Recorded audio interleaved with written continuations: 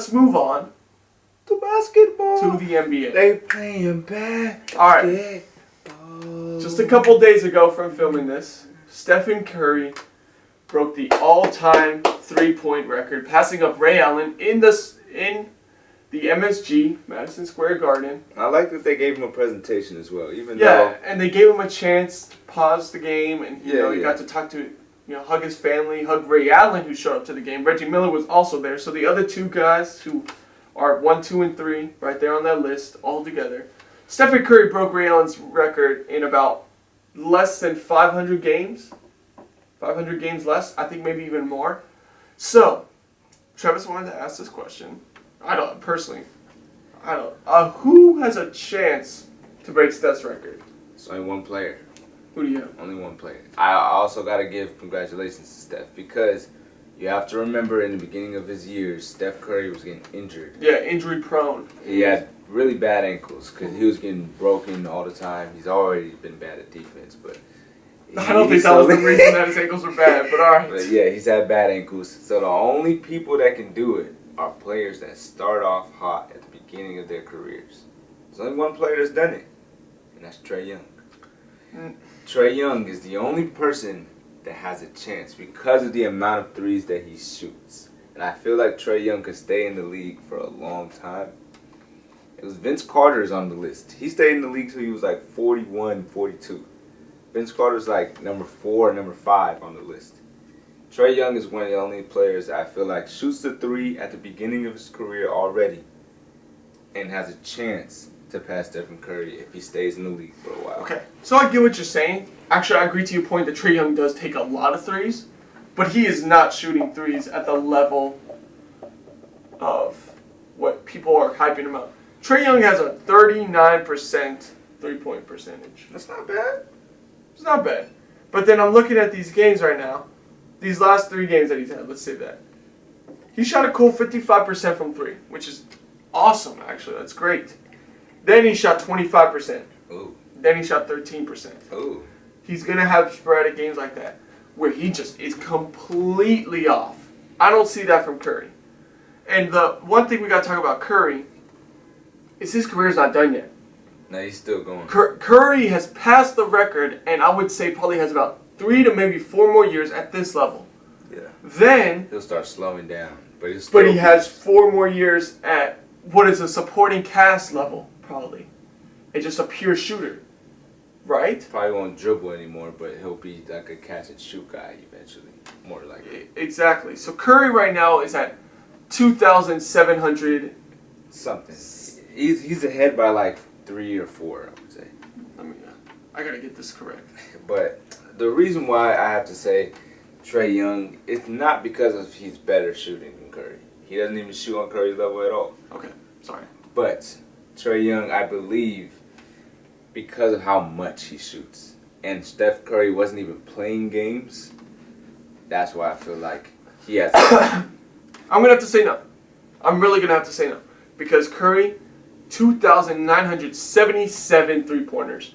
Let's say probably by the end of this season, he already has about 100 threes this season.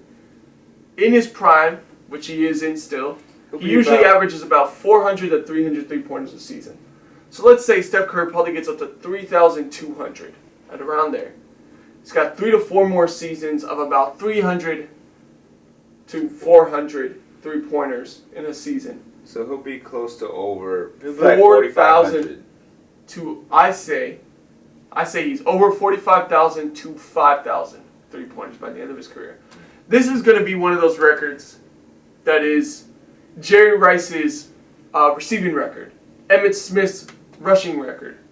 These are going to be things that are going to stand the test of time. Probably going to be untouchable because there'll never be another like it. The only person that could beat Steph Curry's record is someone who's not in the league right now. They have to start off hot. And no, it's not so much that they start off hot. It's because Curry changed the game, and we're seeing more people now focusing on that 3-point shot. So if there's anyone who's going to beat the record, it's going to be someone that is not in the league right now, and I'll dare I say, probably won't be in the league for the next 5 years. 5? 5 to 10 years. Dang. If we find a replacement for Steph Curry, it's going to be a couple years from now. Someone who starts off young. Yeah. That is inspired by Curry. It's very close to impossible to break this record because nobody else even thought about shooting threes like this. Shooting from half court. Yeah, with nobody ease. did that before Steph Curry. Mm-hmm. Damian Lillard now does it, but he doesn't do it at the same consistency and efficiency that Stephen Curry does. LeBron does it now, but LeBron couldn't even shoot at the beginning of his career. Yep. So yeah, Trey Young is the only dude that I could even possibly think of Imagining, that has a chance. But that's credit to Steph Curry. It's very hard. All right, next one. Next one. Cavaliers, 18-12. That's a little. Tell me you're not surprised. Sitting at the 4th seed in the East, I would be lying if I said I wasn't extremely surprised at how well they're playing. And it's not that they're beating bad teams. They just beat the Miami Heat. They beat the Bulls. They fought with the Bucks. This team is looking good, Travis. So, first of all, what is it with this Cleveland team? And second, should we be concerned that this team could be like one of those young teams like, per se, the Hawks of last year? Like, what? The Cleveland Cavaliers? We weren't expecting to see the Cleveland Cavaliers winning games probably for another 2 or 3 years. Mm-hmm. They have Darius Garland. They drafted 2 point guards. Yeah, which was an interesting move. 2 point guards. And then they get 5 centers on their team. And then they also get Ricky Rubio out of free agency, which didn't make any sense either. They have guys like Cedi Osman still there. But here's the big thing. Jared Allen at the center spot.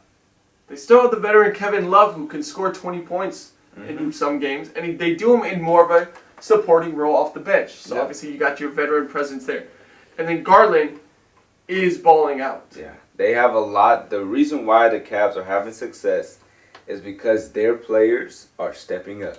Mm-hmm. They have Evan Mobley, who was just drafted recently, Yep. number 3 overall pick, and he's looking very promising. Even though he's literally played small forward, but he used to be a center. That's how many big guys that they have on their team. Big time. They have Darius Garland, as you pointed to, and they also have a lot of nobodies, people that you don't even know who the hell. A bunch of nobodies. They're nobodies, but they're hooping. You seen Josh Okoro? I think it was yesterday. Yeah. He dunked on 3 people. Isaac Okoro. Isaac, whatever his name. You see how they nobodies. What is it? What are their names? Lauri Markkanen. Lauri Markkanen's averaging 14 points per game, which is actually very solid for a supporting cast player. It's the biggest thing that I think we both emphasized about the game of basketball. It doesn't matter how talented or how many big name players you have on your team. If a team has chemistry and they work well together, and their strategy each and every single game, every single night, thanks to the coaching, comes out and they're able to outcoach every team they play, it's hard to beat them. Right? It's very hard to beat them. Example, the Lakers. The Lakers had that big three. They have the best roster in the NBA, but on paper, they're not even in the top 3 in their conference. Exactly. So Cleveland has that chemistry. And they're working well together, and I really see this team being extremely dangerous as they get more players in the future, more assets, and I guarantee you. Then again, Cleveland isn't too much of a desirable spot. But yeah, if they keep trade happening. Definitely a trade, and also if Cleveland just keeps playing on this level, it's going to draw players in. Because the veterans will just want to come, and they just have a bunch of rookies around them, and they get to help out a team. So Cleveland is going to be dangerous. Do they make a super run this year? I don't see it, but never say never. Also, because I said that about the Hawks last year, and Atlanta made a big time run. I do think that the Cleveland Cavaliers make the playoffs, but big time.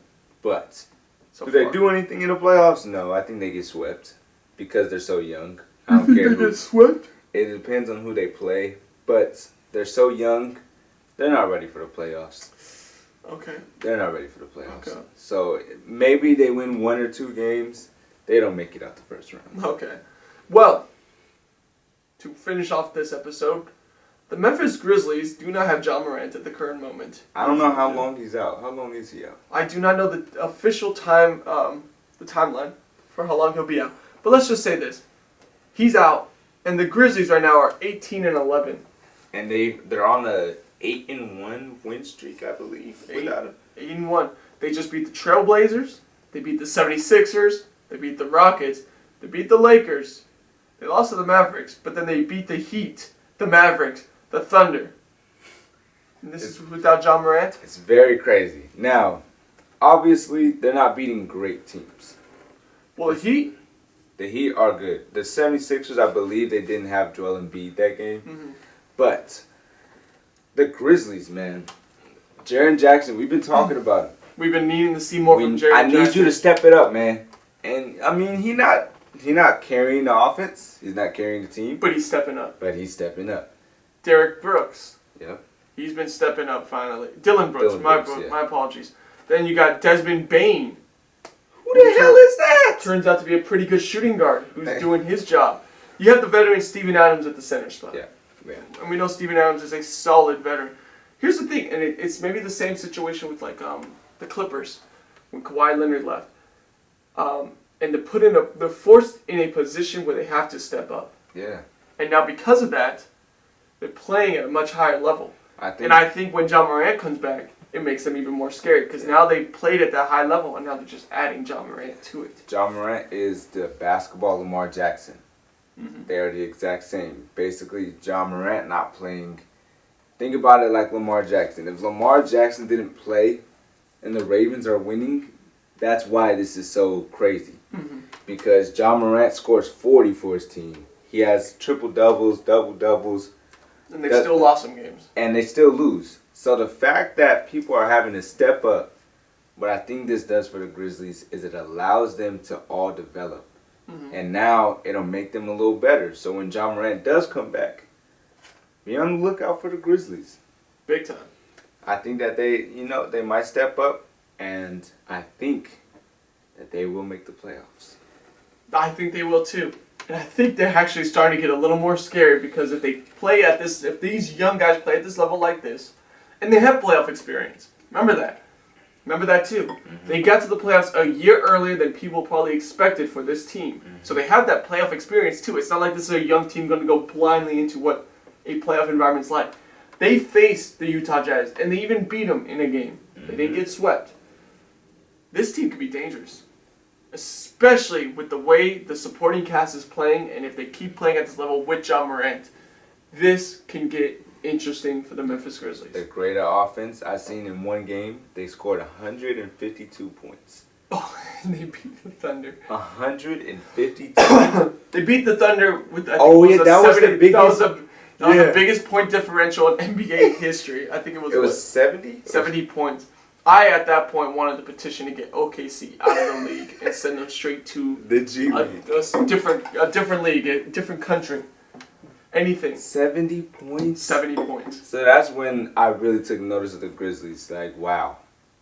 This team has some offensive firepower when they're all clicking. 70 points? That's not, like, no other team this year. The Warriors haven't done that. No, it's not an easy feat. And even the Warriors teams with Kevin Durant they didn't do that to people. No, they 60? They didn't. 70? They didn't even do that. They beat them by 20, 30, the average. To get up 70 points is crazy. It takes a lot. It takes a lot because remember, I know they're NBA teams and maybe the OKCs are probably on the lesser, talent-wise, but they're still pro players. These are the best players at colleges. And they're playing with pride. I don't think any team wants to be beaten by 70 points. Oh. So it's a lot. That's going to conclude today's episode, though. It's going to make for an interesting week of basketball and a very interesting week of football. So we're going to see how all this plays out. The Raiders fans still have hope. We have hope, guys. We got this. Somehow they still have hope. By the time we film next episode, it will be right before Christmas probably. So I want to wish you guys an early happy holidays. I wish you a Merry Christmas, guys. But we will see you guys, we will probably film next week as well. Yeah. But thank you guys for tuning in. It's your boy Trevor in the building. I want to thank my co-host, Alejandra Flores. Bro. Dro Flores. And we will see you guys next time. Deuces!